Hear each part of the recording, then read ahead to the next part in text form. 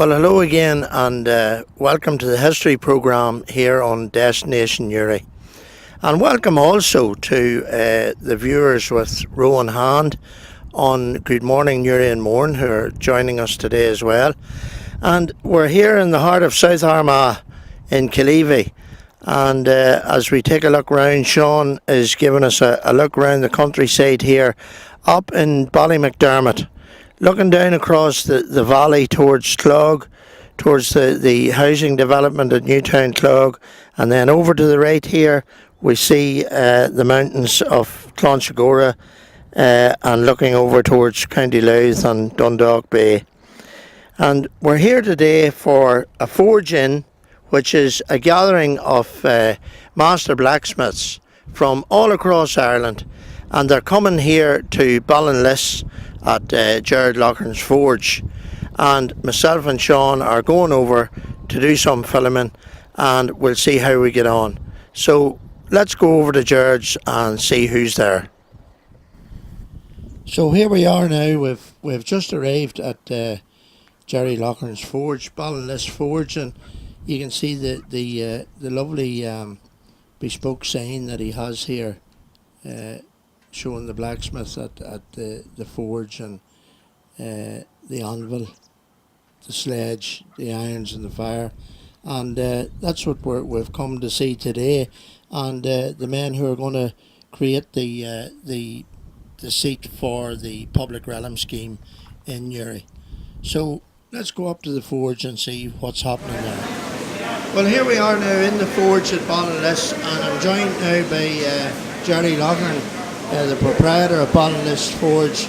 And thanks very much for having us today, Gerard. You're very welcome, James, on this, I suppose we could call it a joint project between ourselves and yourself. We're basically building this chair. That's the style of the chair there, the small drawing at the bottom, and this is the drawing out full scale of actually what we're going to make here today. I'm just after getting the ways going here, and I've allocated the different blacksmiths for different jobs to do on the chair, along with a helper. That's basically what we're at there. That's a sketch of what the finished chair is going to actually look like. Galvanised and powder coated black. There's not much to look at the moment. The boys are only after getting going, getting started, so it'll be probably tomorrow evening before it'll be something close to what you see here. But that's what we hope to achieve now over the 2 days. Well, I have to say, looking at it, Jerry, there's fantastic detail, especially in the spoked wheel, in the curves here, etc.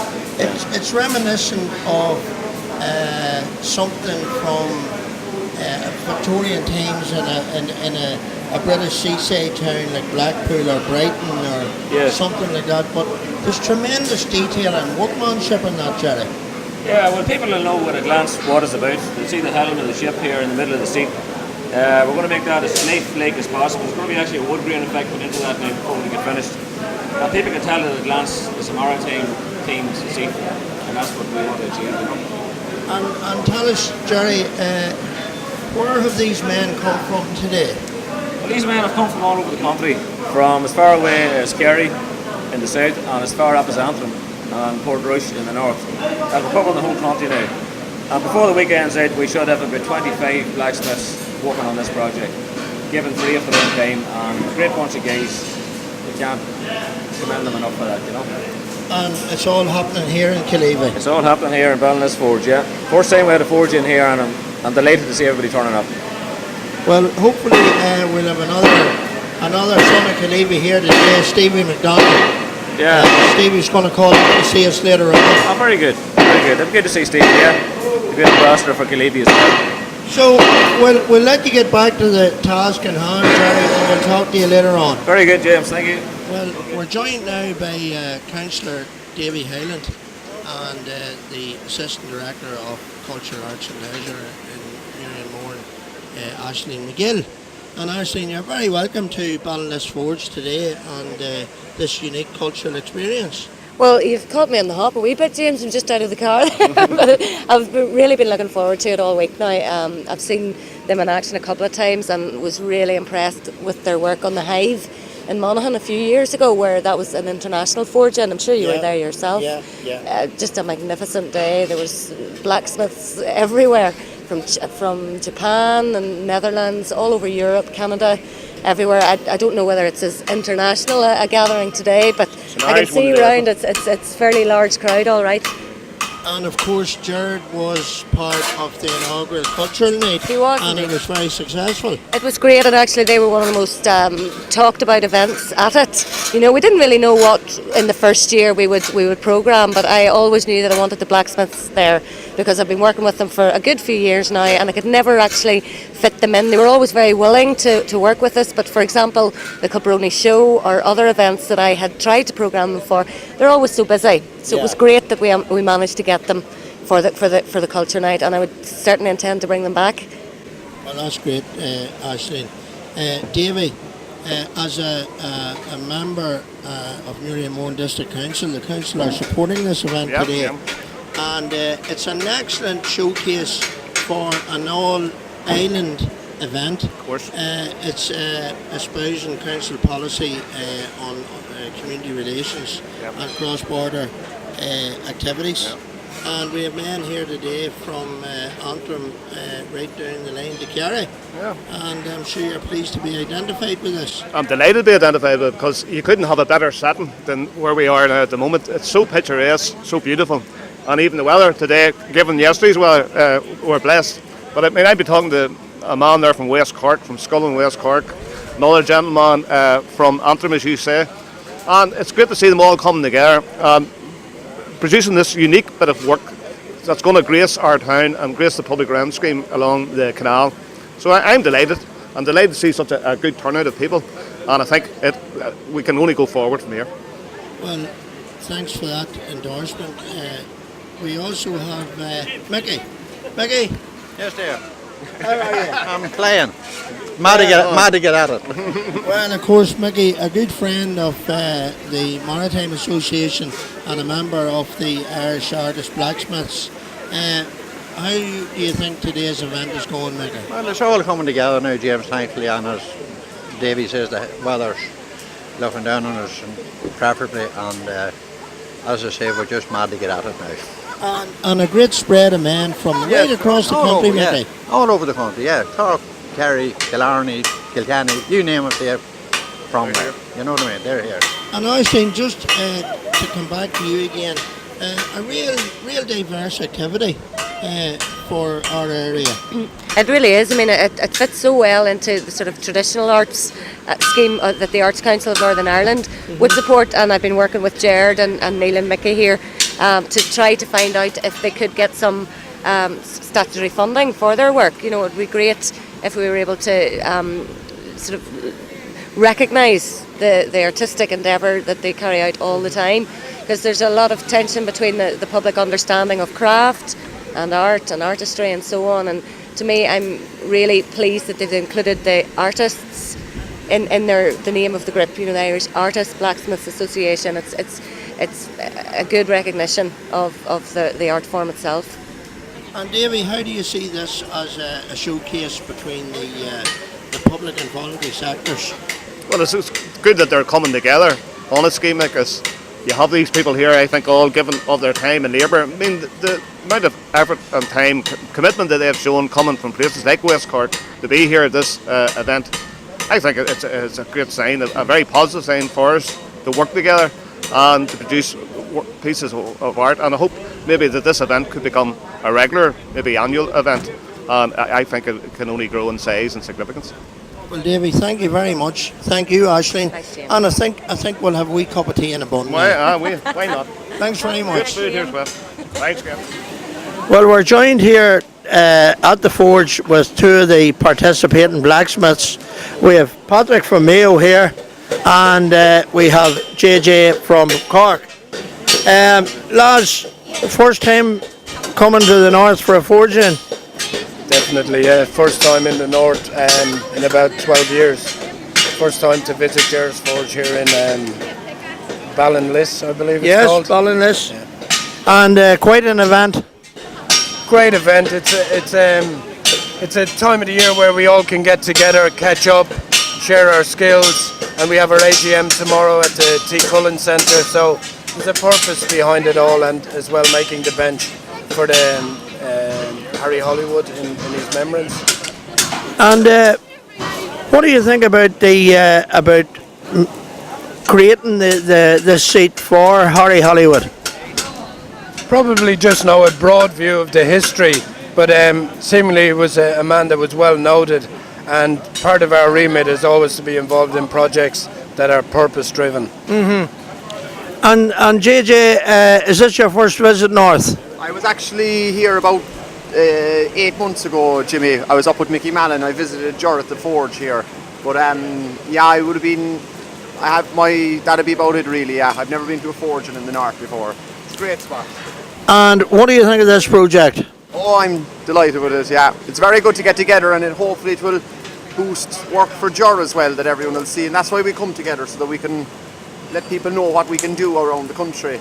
But when a group of people get together like this, it shows what can be done when you get a group of people working together and all. Yeah, you're showcasing your range of talents, really, aren't you? Exactly, yeah. We'd have been inside there, everyone brought a few pieces, and just gives such a broad range of stuff that can be done. How detailed a piece of work is this, Patrick, that you've undertaken? I think it's, for the level of blacksmiths that are here, it's a fairly basic job, standard job that any of them could individually knock out at their forge. But it's really, from the drawings that Jared has showed us, it's going to be a fine piece of work. It'll be a fine piece of work. There'll be intricate parts of it, and very traditional forging skills will be involved in making the joints and stuff. But it's standard work for any qualified blacksmith, and we have some blacksmiths here that would be classed at master blacksmith level. Mm-hmm. And JJ, how did you come to get into this particular trade? I suppose, Jim, it was about 2000. It was '99. I was doing junior cert, or I was maybe doing pre-leaving at the time, and I was thinking I always liked metal work, and I liked machinery and industrial machinery and stuff. But I just see it on Nationwide one night, actually, the school in Belmullet. So through that, it was like a year and a half later, I ended up going to the school in Belmullet, this college. It was the Crafts Council of Ireland funded it. And I done 2 years there, and through that then I went on to off to America at it, because one of the trainers there, actually, one of the trainers from America, he worked for this company LMC who done the torch and the Statue of Liberty. So they refurbished that in 1985, and I worked for them then for a year and a half afterwards. So we got more into staircases and stuff. But it's I just addicted to it. When I see it, it's just metalwork. When you start heating up the iron and you start forging it, it's addictive, like. Yeah. There's no stop. A lifetime's work? No, absolutely not. Trained in teaching, psychology, totally different background. Always had a passion for the art, for the skill of blacksmithing from an early age. My first experience of blacksmithing was at the age of 9 and 10. Working the bellows for the local blacksmith back home in Wicklow, where I grew up, and always fascinated, like what JJ said, with just the heating the metal in the fire, what you could do with it. Always had that fascination. Always have had my hand in the game. But went on, like many Irish people, travelled the world, worked in lots of different jobs, and came full circle back home, living in Ireland, working full time as a blacksmith. And what was it, Patrick, that finally drew you in? It's never just any one thing, The remit of life means that there's a combination of things that bring you to where you're going to end up. And it was like the location, the need to be self-employed in the current economic downturn, and all the pieces fit into place. And more so than anything else, if you're passionate about something, you find a way to do it. And I noticed you both have the IABA T-shirt. How did you come to be members of the association? Well, this T-shirt is actually a T-shirt from the last major forging we done, which wasn't too far away in Monaghan. Yes. And the people of Monaghan treat us absolutely fantastic. In the market square in Monaghan now, there's a hive of knowledge. Yes. That we all would have had a hand in some way, shape or form. IABA, I was introduced to IABA by another blacksmith. It's an association of blacksmiths in Ireland who are trying to work together for a common cause. Of late, we're trying to save all the heritage stuff that's getting ruined and lost. Looking at restoration, we've set up a heritage committee. We're setting up other committees just to empower blacksmiths, to keep the craft alive and to keep sharing something we're passionate about with the public. Well, now, Patrick has just mentioned a very important aspect, conservation, JJ. And just how important is that to the association? It will be very important, Jimmy. All over the country, there's a huge amount of ironwork being ruined and being scrapped, basically, because people don't understand the value of it. And like in England and Belgium and Germany, all these other countries lost a lot of their heritage in ironwork through the war and the effort. So Ireland has a huge amount of heritage there in the ironwork, and we just need to identify it. So it's to be very important. And how did you come to join IABA? I suppose through the school in Belmullet and with the Crafts Council and all that, I got introduced to IABA that way.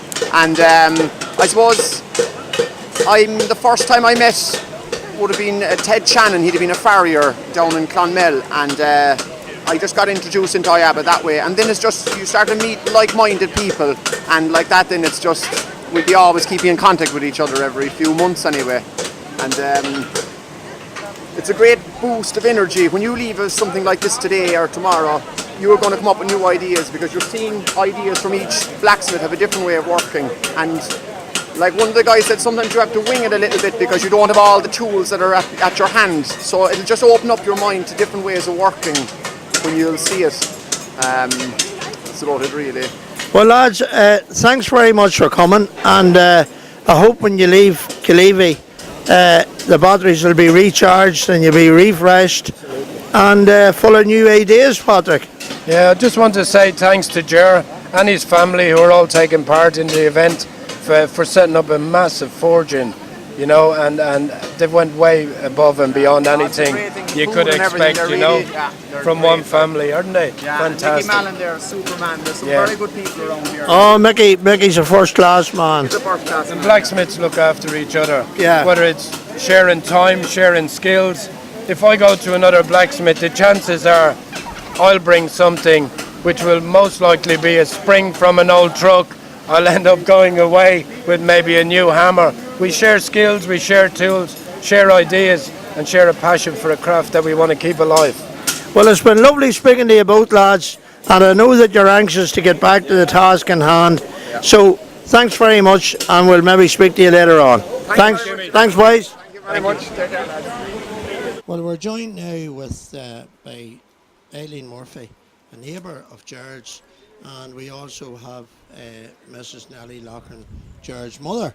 And what do you think of today's event, Nellie?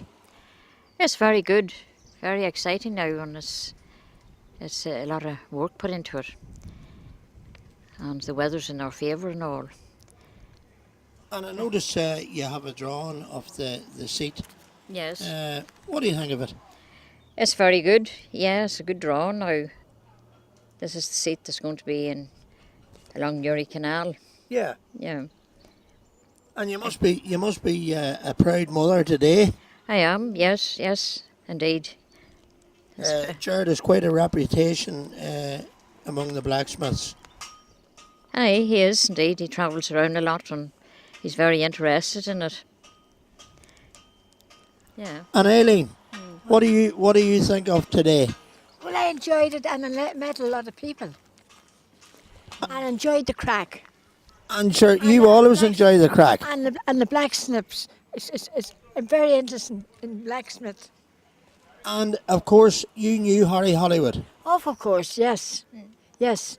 I knew years and years ago, he was a captain on the boats.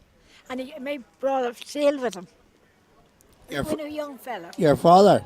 No, my brother. Oh, your brother Peter. Yes, sailed with him. And of course, your father was a seaman as well. Oh, years and years, yes, a long time. He was before I was born. He was still an engineer. Before I was born, And that's 87 years ago. And of course, your father Barney was awarded the DSC at Dunkirk That's with right. with Tommy O'Hanlon's father, That's Terry. right. That's correct. Yes, that's right.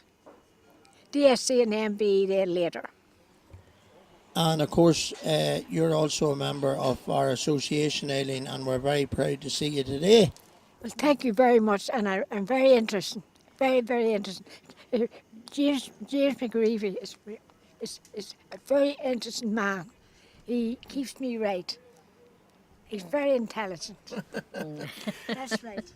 Well, ladies, thank you very much, and we'll probably see you at the function later on. Yeah, well, not be too long. No, it wouldn't be too late. No. Not be too late, Aileen. When is that tonight? Well, we're joined now by the most senior resident from Fadham, Eddie Quinn, a man who's no stranger to Destination Uri. And Eddie, you've come here to Ballinless Forge today, and there's a lovely seat been made by blacksmiths from all over Ireland to a man who was a neighbour of yours in Fadham, Captain Harry Hollywood. Where his father was reared in the house I was born, in Fadham, on top of the mountain, on top of Fadham Mountain. And a decenter man couldn't be. But the story goes on about Harry. I worked for his sister, Mrs. Maguire. And if he come home on holidays, or home, and I was about, he'd give me half a crown. And the words you say, don't tell the mistress that now. Of course, I didn't tell the mistress. I was glad he had and said nothing. But she went away on her holidays over to Antwerp to her husband, Mick Maguire. I was over on a boat in Antwerp. Now, this was Harry's sister, Yes. Lily. Yes. With the son and daughter, Anne and Pat, for a month. And Harry and I was in the house together. And for feeds I got of Harry, they were beyond the hotel. When I'd come down in the morning, at half 8, to look after a couple of cows and feed the hens and feed the dog and root about, clean the place. Because at this time there was no concrete about there. It was all stones and old gravel, and you picked away at the clay and pushed out grass away and putting away your hip way up way in a corner. But Harry put on the pan. Now he says, we're on our own. And I says, well, I called him, well, Captain Harry, I says, well, I says, I don't know about on our own, but I says, we're here anyway. Oh, no, he says, when we get this, he says, we look twice as well. He was a great man. Yes, not great. But the story won. Come dinner time, the spuds was on. Water's on the pan again. A big lump of steak for the two of us, big lump of steak. The real good steak. And onions. And them all mixed together. And out it goes. And a big glass of the milk that he took home. He took home a dozen bottles of milk and put them in a bucket of water to keep them cool. He dumped up and eat this. You wouldn't get in the hotel. Now he says, you go out and do your wee turns, he says. He wouldn't tell me, I never seen him saying, do this, that. You go out and do your wee turns or whatever you have to do, he says. He says, and we come back in, he says, we'll have our tea, he says, and you can go home. Next morning was exactly the same scenario. And Eddie, what was the wages like? 6 pence a day. 2.5p a day. And that was good pay because I tell you, you could buy a couple of loaves with that. People can laugh at that now, but there was no laughing at all. Because how much had you gone home the 6 days? How much had you gone home?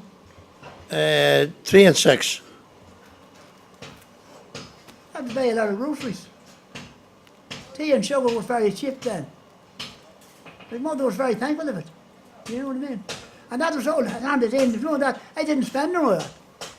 Oh, you give the money to Annie, did you? The mother. Yeah. Mother got that money the same as I got it, into me hand, into her hand. No, son, that's great. That's it. And would she give you anything? Not at all. No chance. Not at all. What for? What were you going to do with it? Where were you going to go? Away for a walk around the Flagstaff and look across the point, look across at the point, or meet. No, sure, no place to go. Well, you told me Nan liked to go to the pictures. And years after, I was only in my 14 then, Oh, right. but in years after, it was different altogether. I was working for Mickey Atty at 10 shillings a day. You were going places then,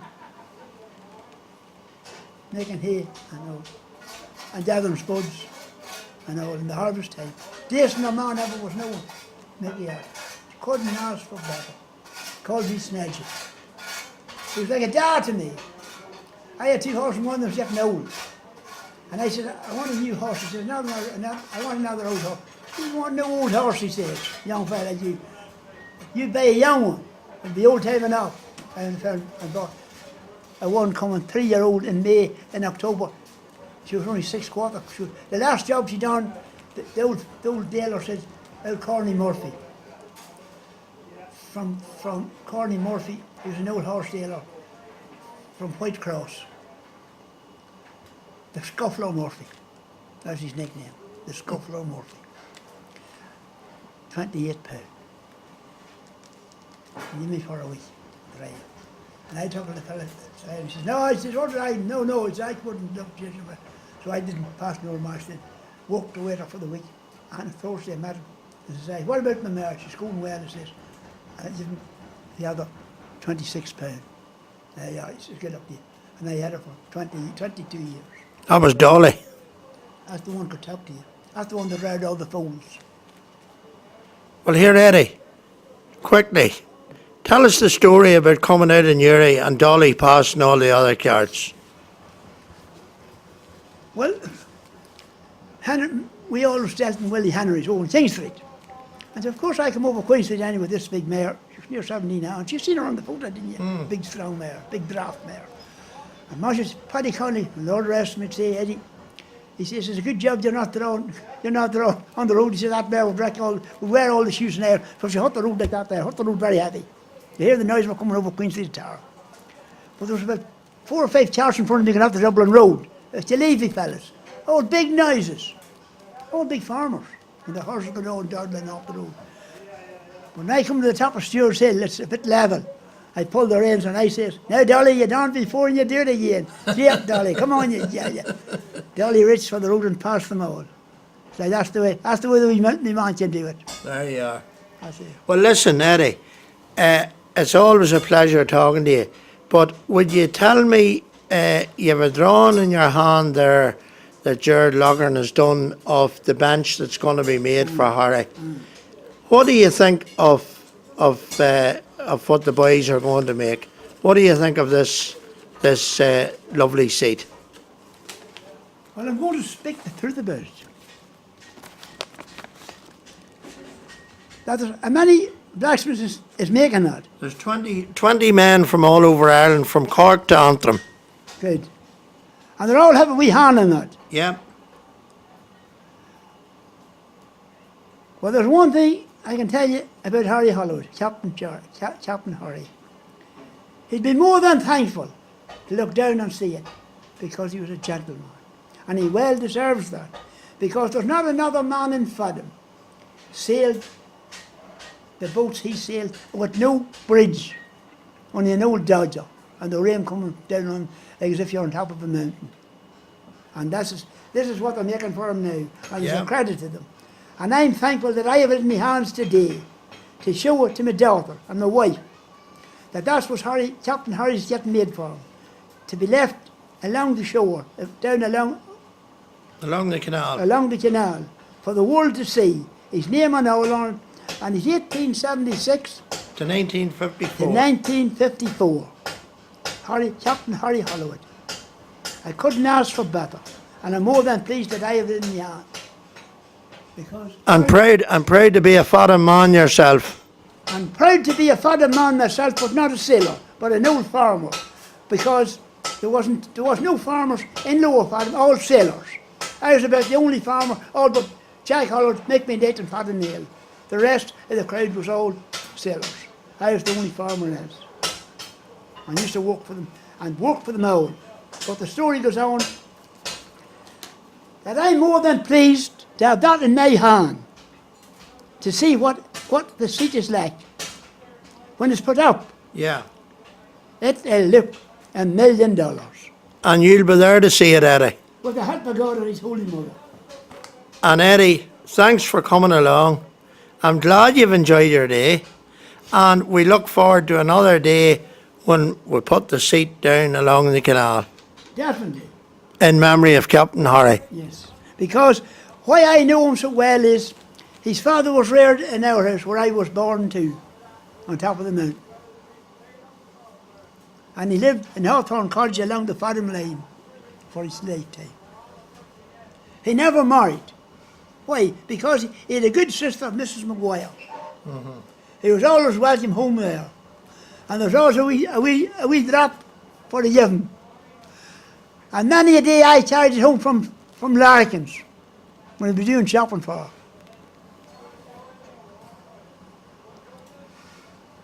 Can I tell any more? I think that'll do it. I could tell a lot more. With it, you know, it's as happy a time as ever I was when we fell in Maguire's. Yeah. Mrs. Maguire. Well, it's a lovely story, Eddie, and it adds to the tribute for Captain Harry Hollywood. Yes. And no better man to tell it than yourself. Because I was with Harry Hollywood for 4 weeks in the house, and I was fed like a fighting cock. Uh-huh. And I wasn't asked to do nothing. Only do your wee turns, whatever you do. Whatever you're doing, do your wee turns. And so I done next to nothing on scrapper till the day was over. And the old story is, the day is long and the pay is small, so kill the day if you cannot hold. Well, on that note, Eddie, thanks very, very much. I'm more than pleased to have that in my hand. Good man. The seat. Well, here we are, the end of the day, and what a day it's been. A really unique experience. I haven't seen anything like that ever in this area before. And to see men there today from West Cork and another man from Portrush, right at opposite ends of the island, absolutely fantastic. And the skill levels that were manifested there today, that Sean has recorded over the day, absolutely unbelievable. But it's been a great day, a most enjoyable day, and thanks for everyone that supported the event, to Newry and Mourne District Council, and indeed to Destination Newry, who are very good friends of the Maritime Association. A big thank you. And you know, without the help and support of the public and private sector, the necessary oxygen for voluntary groups such as ours just isn't available. But it's been a great success today, and I hope you have enjoyed watching as much as we have enjoyed putting it together and bringing it to you. So thanks, and until we see you again, cheerio.